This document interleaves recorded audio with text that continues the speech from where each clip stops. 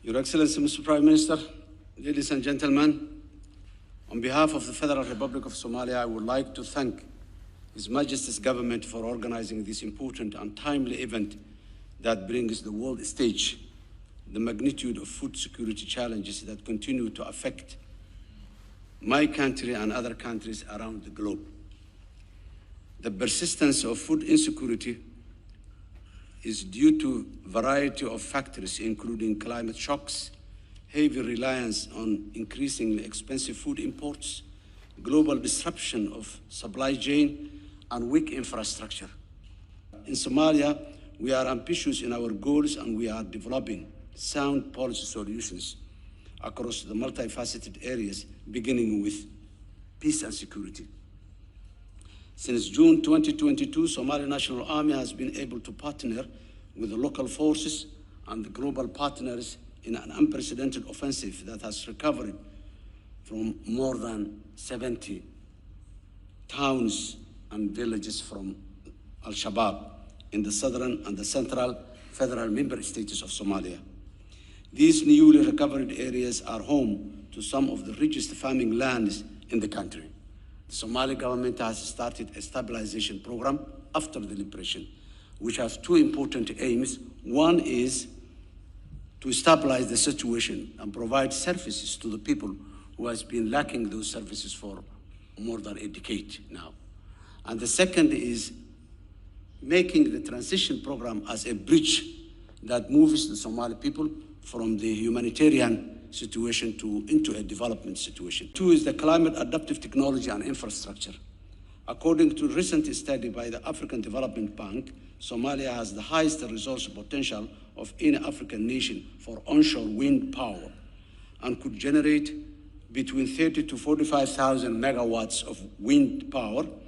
We also have 300 days of sunshine annually. So the solar power is another major opportunity in Somalia.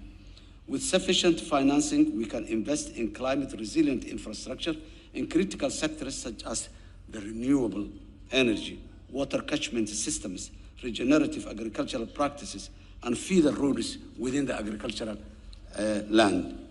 Number three, the financial inclusion.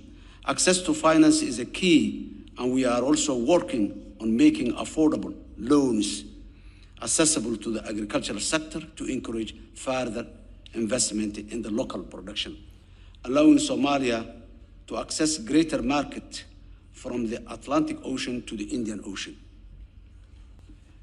In conclusion, to mitigate the potential for a famine in Somalia, the international community, especially the United States, the United Kingdom, the European Union, and many more partners, among which is the United Arab Emirates, have provided a huge amount of resources to avert the famine in Somalia. As rightly His Excellency, the Prime Minister said, Somalia was on the brink of famine when we came to the office last year, and with these supports and the organization my government did, we are positive.